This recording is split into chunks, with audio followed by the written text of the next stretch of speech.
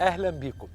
خلينا نحط الشخير، هو طبعا عنواننا النهارده داخل فيه بطل مهم اسمه الجيوب الانفيه، بس خلينا نحط الشخير واحد من الحاجات اللي لازم نفوكس عليها في العلاقه الزوجيه. هو الخبر احنا سمعناه، الكلام اللي قاله هاني ده كلام مهم جدا وحدث يعني مثير للاستغراب، يعني حادثه وجريمه وناس تتوتر ويتخانقوا عشان خاطر صوت اثناء النوم. وارد جدا جدا. ليه؟ لانه من ضمن الاساليب المشهوره جدا لانك انت تبدا تضايق حد او تخلي حياته تتحول الى جحيم، ان انت ما تخلوش ينام. يا جماعه لما يكون مثلا محل، كان زمان الكلام ده، دلوقتي ما شاء الله الدوله بتضرب يد من حديد على الحاجات دي، بس كان زمان وكانت حته بقى محل هيعمل افتتاح محل، فبيجيبوا حاجه اسمها دي جي يا سيدي، تمام، ويشتغل بقى الدي جي. ويا ويلك يا سواد ليلك لو انت ساكن جنب المحل اللي بيتفتح جديد ده، ما تعرفش تنام. فتاني يوم بيبقى يوم سيء جدا. انتوا طبعا متخيلين اللي انا بحكيه لكم ده، تاني يوم بيبقى يوم سيء جدا، انك انت رحت الشغل من غير ما تنام. هتتخانق مع، زي ما بيقولوا، دبان الوش، هتتضايق من اي حد، هتتخذ قرارات غلط، هتزعل ناس منك، وتاني يوم هتبدا بقى تروح تنام وتروح ثالث يوم، يا نهار ابيض زعلت الناس دي ليه؟ ايه اللي حصل ده كله؟ ده كمان ما كنتش نايم. ما كنتش نايم. ما كنتش نايم ليه؟ لان في حد منعك من النوم. الشخير يعمل كده. يعني لو انت جوزك بيشخر، مش هتعرفي تنامي كويس، فهتدانك طول الليل صاحيه، هتستني بس ان هو يصحى من النوم عشان يروح هو الشغل عشان تاخدي انت تنامي مدى، وطبعا لما هتنامي الصبح مش هتستفيدي من النوم كويس. فاللي هيحصل انك هتبداي، حتى لو انت بتحبي او انت بتحبها، من جواك في حاجه مضايقاك، مش عارف تعبر عنها، او بتعبر بس مفيش حل. فعشان كده الشخير من الاسباب اللي ممكن تجعل في النفس نوع من الخلاف مع الشخص الاخر اللي هو شريك حياتك او حياتك، بدون ان يكون في تعبير وسكوت.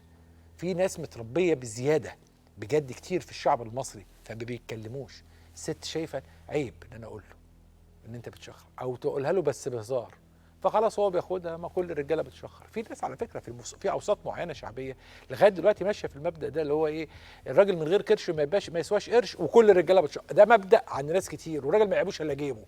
الثلاث حاجات دول منتشرين في حتت كتيره في مصر، لازم يتغيروا الثلاثه، لازم يتغيروا.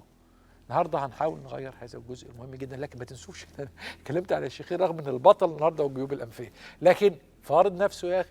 ضيفي العزيز القيمه العلميه، والاسم المتميز في هذا المجال، الاستاذ الدكتور هشام ابراهيم، دكتوراه واستشاري الانف والاذن والحنجره، وصاحب دكتوراه واستشاري العلاج بالليزر، وزماله الجمعيه العالميه للشخير وامراض النوم والجمعيه الاوروبيه للشخير وامراض النوم، والاستاذ الزائر بمستشفى رويال كير بالخرطوم. اهلا بيك يا دكتور هشام، منورنا وسعيد جدا بهذه الزياره. اهلا يا دكتور ايمن. هل الشخير نجم شادد الانتباه ليا على طول، ولا انا يعني رغم الحوار النهارده جيوب انفيه وفي البنات وقصه مهمه، ليه الشخير كلام هاني هو اللي اتراكت 100 الحادثه اللي انت اكيد عارفها طبعا. طبعا الشخير هو مرض العصر النهارده.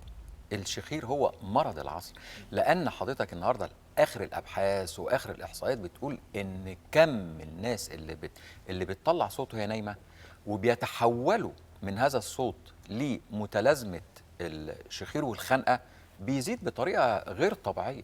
فالابحاث النهارده كلها بتتجه ان موضوع الشخير وموضوع الخنقه ومشاكله على كل حاجه، على الازواج وعلى الزوجات وعلى العمل وعلى السواقه وعلى القتل وعلى النوم وعلى الخنقه وعلى الموت اثناء الشخير واثناء الخنقه.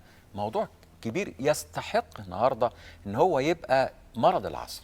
هل من خلال خبرتك الطويله في المجال ده ترى ان الشخير قد يكون سبب من اسباب الطلاق؟ لا، ده مش قد، ده الكلام ده دوكيومنتد، الكلام ده موثق. والكلام ده مش موثق عشان احنا شفنا واحد بيشخر فطلق مراته ولا كلام من، لا، احنا في اسباب قدامنا علميه بتقول ان من اسباب الطلاق ان 37% من حالات الطلاق تبقى بسبب الشخير. 37% للاسف الابحاث دي ما بتتعملش عندنا، لكن الابحاث بتتعمل بره.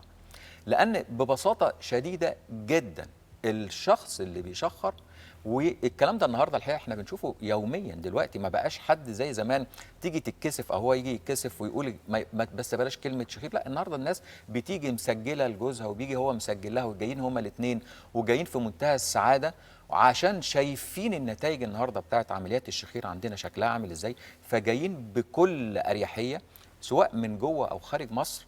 بيجوا بكل اريحيه يقول لك انا زوجتي بتشخر، عايز احل لها المشكله، لان هي عندها 1 2 3 ومشاكلنا ممكن توصل لاكتر من كده. اذا يعني احنا قدام معضله كبيره جدا. خليني اسمع، انا عايز اسمع البنت. يعني احنا عندنا كيس ريبورت النهارده مهمه لازم نسمعها، فخلينا نبدا حوارنا لانه واضح الحوار سخن قوي. فنبداه زي ما بيقولوا فروم ذا توب بقى، اللي هو هيستوري من المريضه. نسمع مع بعض. أنا اسمي كريمة، عندي 24 سنة. تعبت. كنت بتعب على طول بصفة مستمرة، صداع وزغللة ومش مركزة في أي حاجة، بس صداع مستمر. قعدت فترة طويلة كده، وجيت في آخر سنتين تعبت جدا، قلبت معايا بكرشة نفس ومش بقدر اخد نفس. جلسات عملت، الجلسات دي ما كانتش بتعمل أي حاجة. رحت لكذا دكتور، قالوا ان هو صدر، دكتور قال لي رب، ودكتور قال لي حساسيه صدريه. بقت الادويه بقى كتير، وكورتيزون، والحاجات اللي داخلها كورتيزون اللي هي بتهدي في الوقت، او اسبوع 10 ايام اكتر من كده برجع زي ما كنت. جيت له الدكتور هشام، قال لي عمليه بتاعت الجيوب الانفيه، عشان كانت ملتهبه ال8 جيوب انفيه في الناحيتين، الناحيه اليمين والناحيه الشمال. كانت كمان مأثرة عليا في البيت، ما كنتش بشم كويس، وما كنتش بستطعم الأكل كويس، والتنفس ده كان مضايقني قوي، يعني عامل لي مشاكل، اللي هو ما فيش خلق لأي حاجة. بعد كده عملت أشعاعات. الدكتور قال لي إن في التهاب وإن أنا لازم أعمل عملية. كنت تعبانة جدا. في قضية هنا مهمة جدا، كم عرض مهمين قوي، وقالت كتير ما شاء الله، هي فصيحة وبتتكلم بتلقائية وبانطلاقة كويسة جدا. أولا عدم القدرة على التذوق، دي حاجة مزعجة جدا جدا جدا، لأن بيخليك تكمل أكلك اللي أنت متذوقه. لو ما عندكش قدرة على التذوق أنت بتبقى زي إنسان شديد المرض، إحساسه كده إن أنا مريض جدا، أنا مش متذوق الأكل. دي النقطة الأولانية. النقطة الثانية حتة أنا ماليش خلق. الحكايه دي بقى لازم نفهمها بالتفصيل. شوف حضرتك، كريمه، البنت كريمه ما شاء الله زي ما حضرتك قلت كده، لكن انا حتى لفت نظري حاجه، لفت نظري هي كل اللي هي راحت لهم قبل كده 2 3 ولا 4 حكايه الكورتيزون دي، حكايه الكورتيزون، ومحدش طلب اشعه. ياه. في منتهى الغرابه، محدش طلب اشعه مقطعيه. هي انا يعني هي دايجنوزد ازاي؟ انا شخصتها ازاي؟ انا سمعت شكوتها وعملت لها منظار، وما كانش في لحميات جوه الانف على فكره. وقلت لها روح اعملي اشعه. بقى لها 4 5 سنين بتشتكي. راح عملت الاشعه، جت ال8 جيوب انفيه مليانين لحميات. خلاص عمليه، مفيش كلام. فدي نقطه مهمه جدا. طبعا بقى سؤال حضرتك بقى، الشم والتذوق والحاله النفسيه. انت شايف حضرتك البنت حكايه الانفعال، هي دلوقتي بعد العمليه ده، دي بعد العمليه. لكن هي كانت بتقول كان خلقي ضيق. ايوه. دي مامتها جايه تشتكي لي، بتقول لي انا عايشه معاها 2 3 في خناق مستمر نهار وليل، مش مستحملاني، مش مستحمله حد في البيت. نقص الاكسجين يعمل كده، نقص الاكسجين والحاله النفسيه. البنت ولا بتشم ولا بتتذوق، ومخنوقه وصداع وبلغم. برضو سؤال عكسي، في حالات بتترك ولا تتدخل ولا تشخص اساسا. خطوره ايه دي؟ لا، ده خطوره، دي الخطوره. الحالات اللي لا تشخص، اللحميات، هي اللحميات مشكلتها ايه؟ اللحميات مشكلتها ان هي بتنمو في داخل الجيب الانفي. كلمه تنمو يعني في الاول بتبقى صغيره، تبتدي تكبر جوه الجيب الانفي، بتبتدي تضغط على كل حته في الجيب الانفي. واحنا عندنا في اماكن في الجيب الانفي في منتهى الخطوره، اللي هي فين؟ جنب العين، اللي هي اللامينا بيبريسيا، زي ما بنقول جزء عظمي رقيق جدا ما بين الجيب الانفي وما بين مقله العين او تجويف العين. الجزء ده اول حاجه بتحصل فيه ان هو اللحميات بتضغط على هذا الجزء العظمي البسيط جدا، تكسره، تدخل جوه، تخلي العين تخرج بره على طول. دي حاجه. الحاجه الثانيه، احنا عندنا برضو من ضمن اللحميات او انواع معينه من اللحميات والفطريات اللي بتبقى موجوده، ممكن بتنفيد او بتنتشر وبتخش على المخ تعمل لنا مشاكل. ده الميوكرميكوزز بالظبط كده. في حالات الضعف المناعه العنيف. بالظبط كده. لما يكون مثلا حد مناعته ضعيفه خالص بالظبط.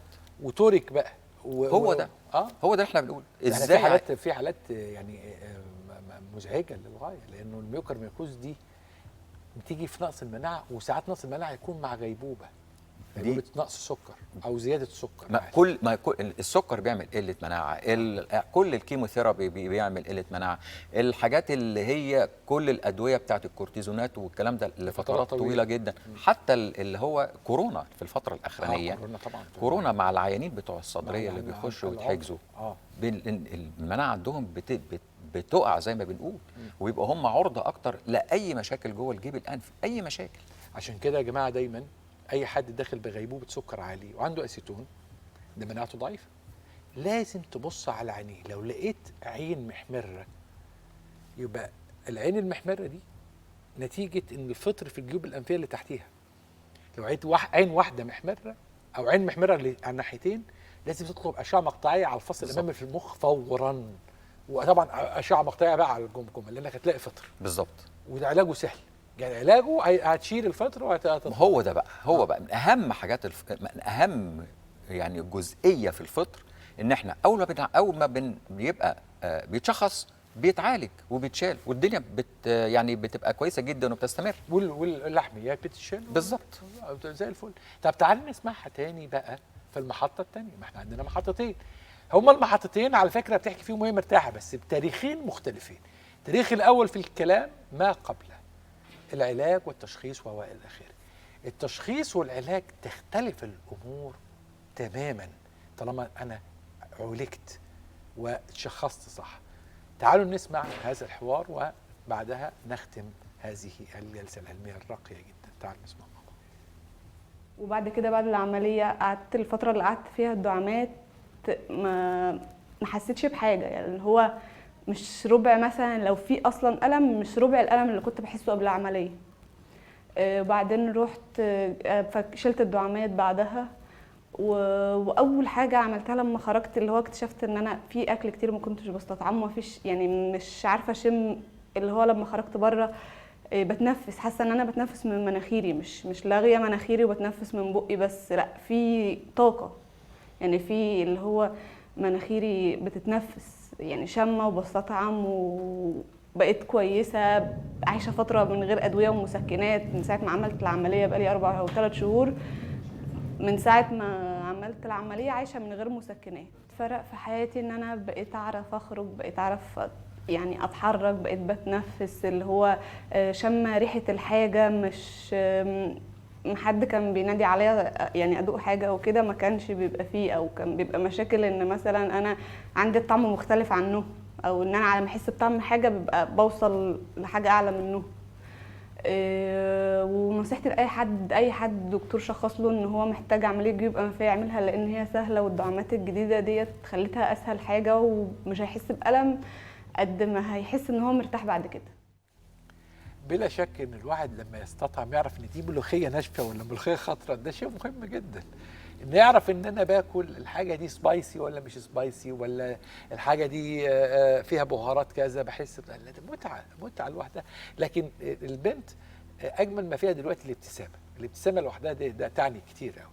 هي دي النفسيه اللي احنا اتكلمنا فيها، نفسيه البنت قبل ونفسيه البنت بعد. انا على فكره انا لفت نظري حاجه في منتهى الغرابه جدا هي قالتها. لفت نظري ان البنت كريمه ما كانش عندها لحميات جوه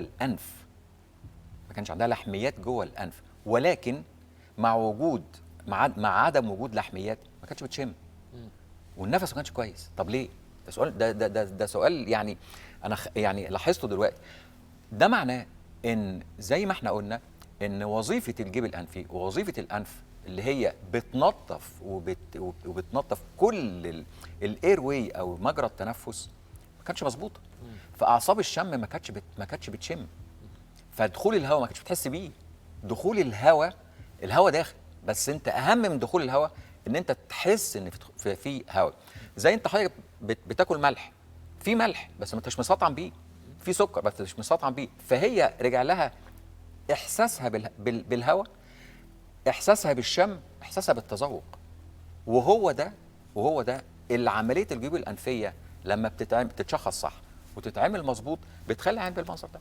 العيان يعيش حياته 3 دي 3 دي، أيوة. يعني عنده شايف وحاسس الاكل وكمان متذوقه، لازم. ده كان عايش 2 دي يا عم، شايفه وماسكه اهو ماشي، شبعنا تمام، تذوق اكلت ايه الله اعلم. نورت وشرفت وكالعاده ابدعت. بنورك. ضيفي العزيز القيمة العلمية المتميزة والاسم اللامع الأستاذ الدكتور هشام إبراهيم، دكتوراه واستشاري الأنف والأذن والحنجرة، وصاحب دكتوراه واستشاري العلاج بالليزر، وصاحب زمالة الجمعية العالمية للشخير والجمعية الأوروبية للشخير وأمراض النوم، والأستاذ الزائر بمستشفى رويال كير بالخرطوم. كان منورنا في واحدة من حلقاتنا الممتعة المتفردة، لأنه عالم الشخير، عالم مشاكل الأنف والأذن والحنجرة، أنا برضو في رأيي أنه مظلوم رغم أهميته الشديدة، رغم أنه واسع الانتشار، لكن ثقافيا إحنا لسه في سنة أولى. يا رب نكبر وننتقل سنة تانية. خليكم دايما معنا.